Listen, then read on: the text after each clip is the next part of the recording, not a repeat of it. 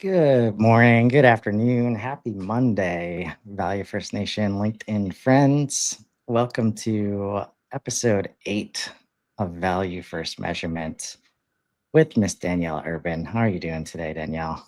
I'm good. How are you? Doing good. Just got off a spicy lead scoring Monday conversation Ooh, with Casey and Riley Powell. So feeling energetic right now. all right, let's keep it going. I was down with the old, in with the new, because it's broken, folks. That's why we're here. Like, why do we have to explain ourselves? I don't know. Um, so I'm going to dive into Principle 8, and then I've got just the best example to present this challenge happening right in front of our faces on LinkedIn. Number 8, Principle 8 from Value First Measurement Manifesto. We will design for emergence, not just achievement. We believe static targets fail to adapt to changing conditions and emerging opportunities. We commit to creating measurement systems that can recognize and adapt to emerging patterns and opportunities rather than blindly pursuing predetermined goals. This means we will build regular review and revision of metrics into our processes rather than treating measurement frameworks as permanent fixtures. We will include unexpected discovery as a category in reporting rather than only tracking planned outcomes. We'll value insights that challenge our measurement assumptions rather than defending existing metric systems. We'll create space for emergent metrics alongside planned ones instead of rigidly adhering to predetermined measurement approaches. And we'll design measurement systems that evolve based on what we learn rather than remaining static regardless of evidence. Example of the day.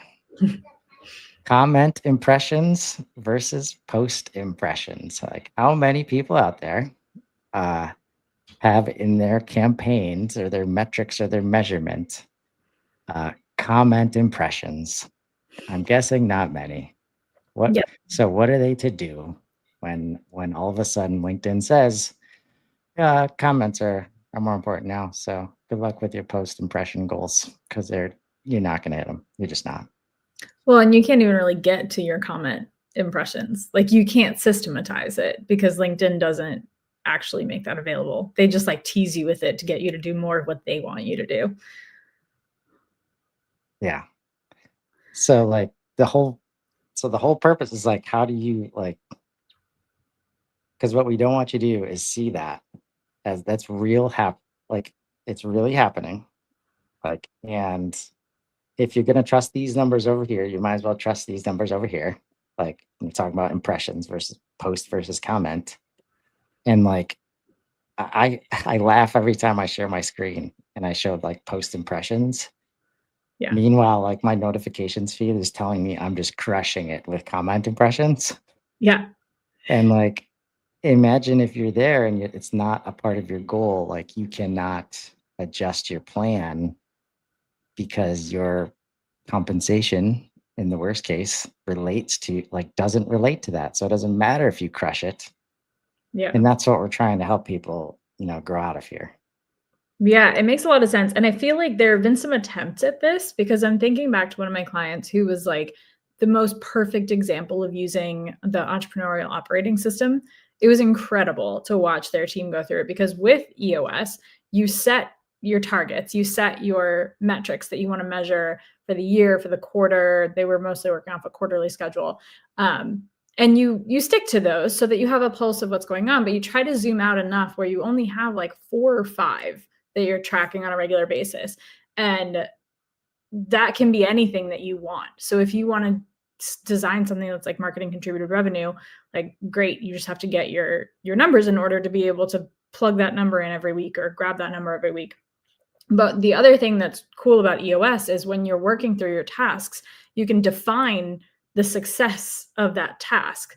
So if you're like, this week or the next 2 weeks, we're going to have a sprint where we focus on commenting and nothing else, then you can be like, we want LinkedIn to tell us that we had a comment reach 300 impressions. Like, you get to define that success as you go. And I think where there are systems out there that are designed to be more flexible and adjust in the same way that we're talking about today. But I think it's become sort of this system on a pedestal. Like no one really, you have to go all in on EOS or not. And that sort of movement within the existing structures is where we want to challenge everything and say, like, okay, well, comments are a great example. Your social media team has been out there crafting a 3-month content strategy about what you're going to post. Are you going to fire them all because your post suddenly gets 65 impressions versus the 1,500 they did a year ago? Like, absolutely not. So how do we decide not to fire them from a spreadsheet? Like, let's adjust there. And your content team is probably like, yeah, we're going after comments. Like we're empowering everybody. We've got this language, we've got this LLM so that they can just plug it in and react.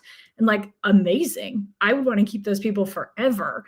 But if you are holding them to this standard of 1,500 impressions per post, like it all blows up. Just don't do that anymore. Yeah. And like this is yet another thing where the marketing team cannot do this on behalf of the other people, like in the organization, right? Like I've seen some frameworks, some guides already, like my 10 comments per day, and make sure it's like, okay, you're gonna make sure you hit 10 comments per day, but it has to be authentic.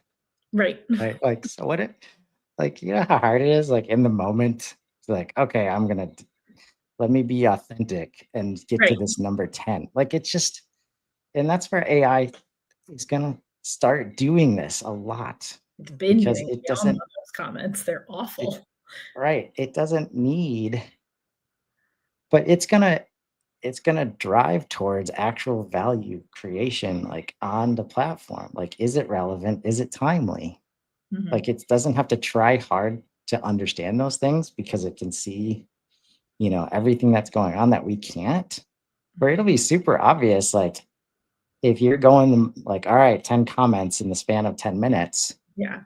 right? Like, first of all, like it's gonna catch up to us. There's no like hacking the system anymore. And like the ability of a marketing team, and this is why uh, I struggle with marketing ops as well and sales ops and Mhm. like because what's all like marketing ops and the marketing team, like if they were on the hook for post impressions Mhm. and they don't have jurisdiction over sales or service or subject matter experts, product, whatever, they can do is be like, hey guys, like comments matter now. Yeah. Like, and we can give you these messages, but like there's a whole training and enablement like layer that's likely not existed before to Mhm. enable this. And what we see happen is that, oh, this is exactly like what was messaged to me today. Hey, Chris, question for you. Notice that LinkedIn is pushing you to boost everything with a charge referring to posts. I've seen that on my individual posts, which I Mhm. haven't seen like on my personal profile. It Yeah. used to just be on company pages. And he said, have you noticed the impressions on your post going down? Like, Mm. yes, like obviously. And so now instead of rethinking the metric because of the system that we've generated, we just start clicking that boost button, Yeah. right? Meanwhile, the system is telling us engagement is what matters. So when you're describing that EOS thing, I would think that, like, can we even get to a place where it's, okay, this is the engagement goal, and it's Mhm. going to include post impressions, comment impressions, like these Right. things, like, can we create the space for qualitative measurement? Mhm. And if everybody's aligned on what the goal is, because whether it's qualitative or quantitative, you can make the data tell whatever Mhm. story you want, and it gets a lot easier uh, Right. when it's qualitative. Mhm. But that's when if everybody's aligned, you start to really hone in on like because my response to that is, well, first of all, I don't trust LinkedIn metrics ever, like at all, like as they're changing the system underneath our feet. What I do trust, and all I need at this point, is when Zach Hushin, who I co-hosted, like co-host a new series with, sends me a text of somebody sending him a text, like telling him good job on the show. Like we can't see any of that, but if that happens with one person, like that qualitative feedback is better than hundreds of impressions, right? Because it's real. If only because you know for a fact that it's real data, right? Right. Yeah, the way that it comes back around is always amazing to see. I don't have any good examples of that recently because I feel like I've just stopped posting. Like I comment because clearly that matters, but not because it's my strategy, just because that's the most fun way to engage these days. And when you engage, more people jump in. Like I'm always in it for the social aspect of social media. And that's why I'm in so many Slack communities too. Like I have no goals in Slack communities. I just get so much value out of it that I want to give more value to it. And we have this excellent little digital community, which is where I met you. So like it all comes back together. But I haven't had any good examples recently where someone was like, "Oh, I saw that thing you did on LinkedIn," but I really think it's just because I'm commenting, and like that's not, people see it, but it doesn't register as like Danielle as a brand or cartographer as a brand is doing this thing. It's just like, oh, there's things happening and this is cool. Like it doesn't have the same effect, which I love. Like I want that. I want to be known, if anything, like just remember my name, remember what I talked about. That's all I care about.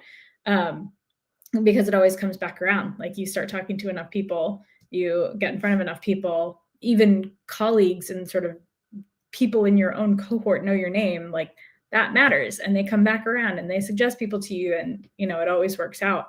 But there's no strategy. Like it's funny because every now and then I get into these conversations with you and it's like, just give up, just don't measure anything, don't try. Today I'm like, so I gave up and it's working. Yeah. You're like, okay, I'm just gonna show up with value. We'll see how that Yeah, goes. Like, yeah. and man, that's all it is. Like, because otherwise, like, if we can't trust that whatever engagement is happening there, like, so I'm Mhm. working to enable a rather large company. Um, you start thinking about this. I won't name names, but like, I'm waiting for the conversation where I'm not going to be able to serve any of the KPIs that they're used to seeing, right? Mhm. Meanwhile, they have lots of product people that understand the problem that we're trying to solve and are willing to step up and solve it. And can we get to a point where engagement, like there could be a metric?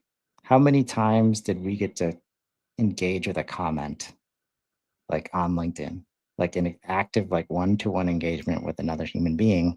Mm. And that's it. And that's the metric. And if that's single digits, like we're okay.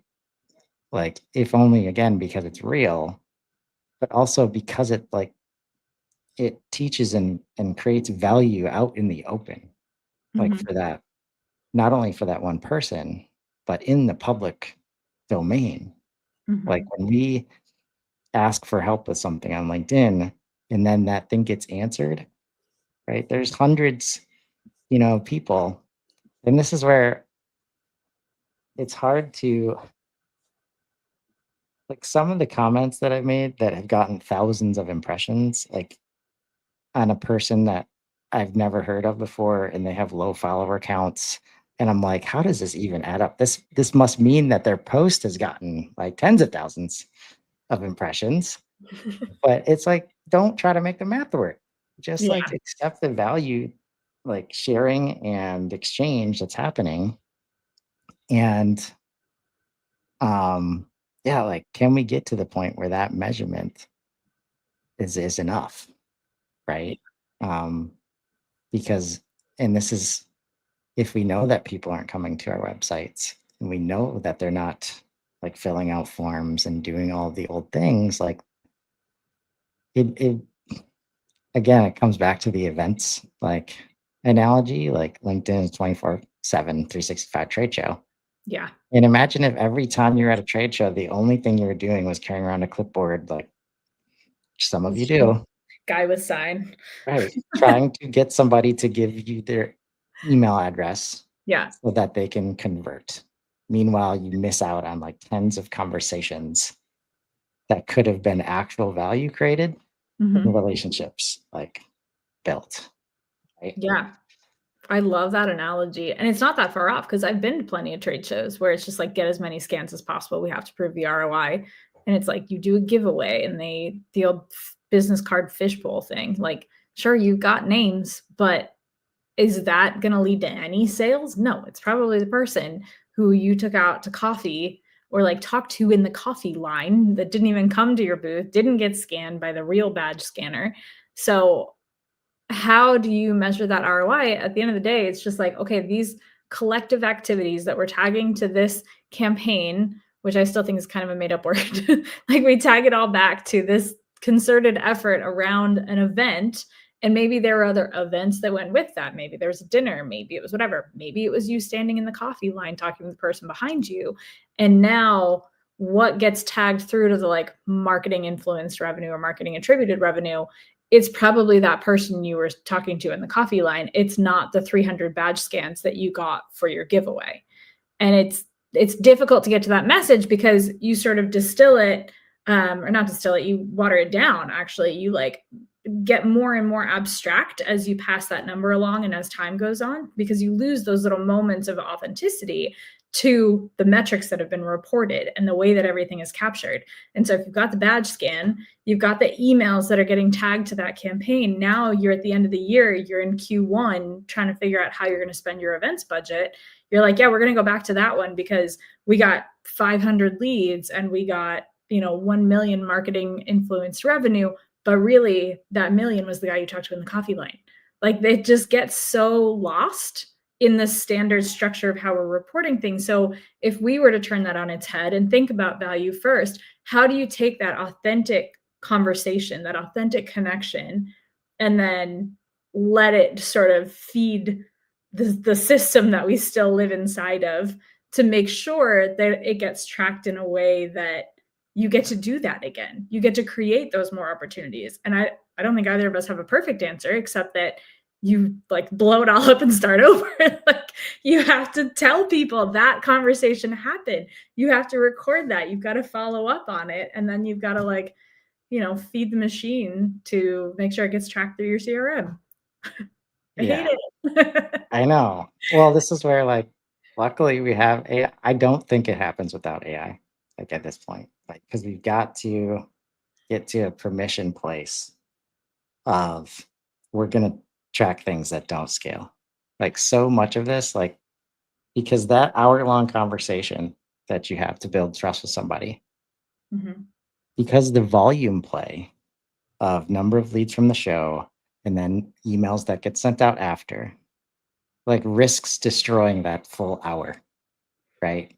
Because you felt like you built a relationship with somebody and then you Mhm. get spammed like email. Like, oh, that's who I am to you guys. Okay.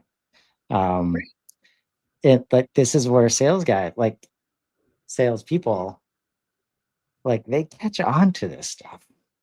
And Yeah. like when they see stuff like that happen and they still save it, like they get out in front of it, right? Because they are paying attention to what's supposed to be coming from the marketing team and they say they're supposed to be helping us and then this stuff happens. Like it destroys their trust and everything that the marketing team is doing. And then they stop using the system. They're like, I got it. Just I'll go ahead and put it in when it's closed won so you can give me my commission. But I'm Right. not, if I put anything in the system, you're just going to abuse it. And that risks like all the trust, that we built. And um, a part of the conversation about lead scoring earlier today is like, there is no, like a lot of value first is about transformation, not optimization. Mhm. Like if lead scoring is broken, if the uh, uh, serious decisions demand waterfall is broken, if leads, MQLs, SQLs is broken, there is no optimizing it, right? And like people, this ties in with they're not coming to websites. Like they're not doing all of the things that they used to do. So why would you try to apply that model? Mhm. And something I think I'm onto, uh, like thanks to the data summit that we had right for inbound, is like the way that you can describe stages of the life cycle. Let's say I call it the value path. It helps you understand where they are at, like in a way that lead, MQL, SQL, all this stuff doesn't, Mhm. because we're actually naming them things that they might name themselves, like audience, researcher, hand raiser, things like that. Yeah. And all of a sudden, uh, now this is an assumption at this point, but I think HubSpot is also doing things to make it easier for AI to apply, like frameworks, like changing lists to segments, right? Mm. As an example. Um, and if we can give those frameworks or those kinds of instructions for AI to do pattern matching and trend analysis and say, like, hey, that, like in our old system, this person would be a customer. And I use this example, I think it works here too. Like customers and champions of Marketing Hub, like from HubSpot, are very much not customers and champions of Commerce Hub. Right. So just because they are champions of HubSpot, if you go try and sell them Commerce Hub, like they don't even know what that is. There's Yeah. no trust there. Like, and if you try to talk to them like, oh, well, they're a champion, so obviously they're gonna just, buy this. It doesn't work. It hasn't worked, right? Right. And that, like, if we don't create like a dynamic structure to the whole process, like for me, it's why sales to service handoff is always sucked. It's why adoption rates, because we're asking people to do things inside of a system that just inherently doesn't make sense, Yeah. right? Definitely.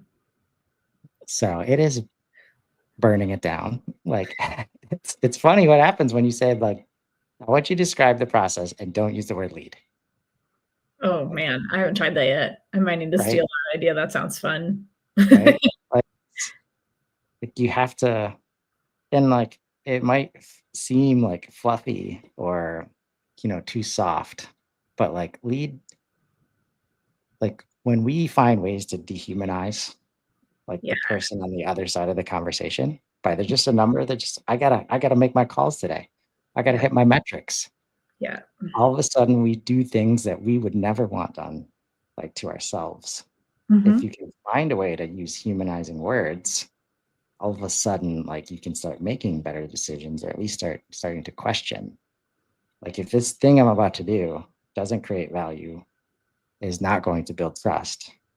And I know the person on the other side,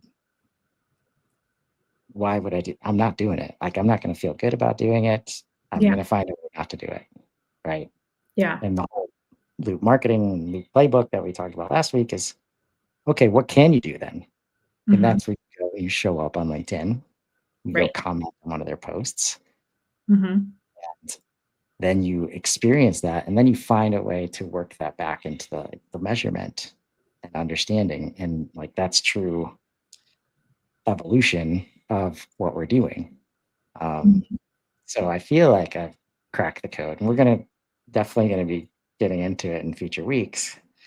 Um, but this, as I like close some scoping projects and move on to the next phase from a an automotive company, like somebody from the automotive space, to like a B2C vineyard, and the same stages work, like the same data model in HubSpot works, that starts to make the conversations like around all this stuff easier.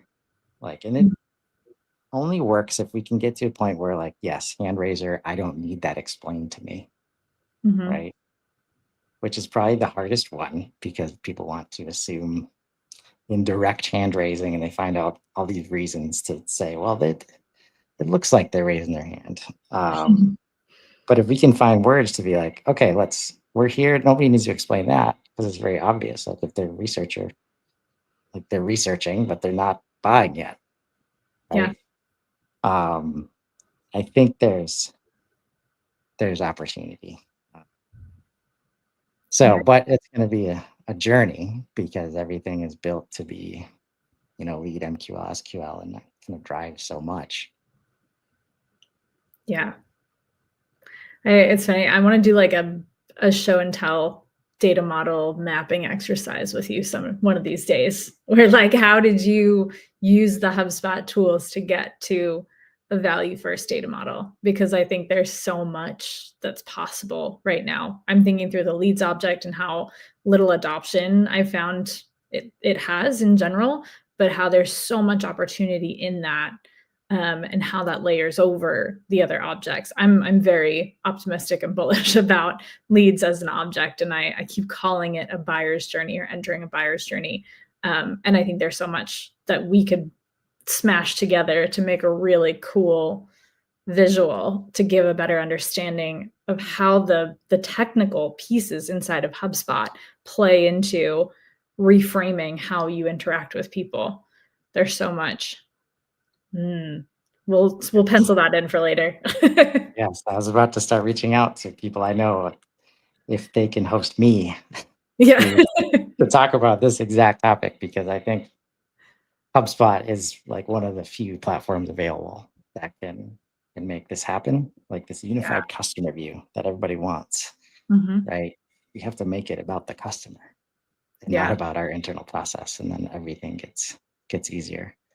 Mhm. So you might have just signed yourself up for that. I'm down for it. I mean, I've got my Miro templates that I love to share with people because trying to explain these things without a visual is next to impossible. So, like, let's dust off those Miro templates and see how far we get.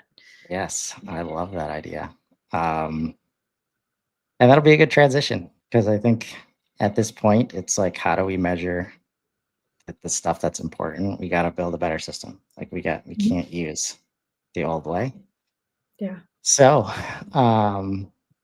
well, thanks so much for this series. I think it's super important, um, and we'll continue like going down this path in some way, shape, or form. And until next Monday, thanks so much, Danielle. See ya.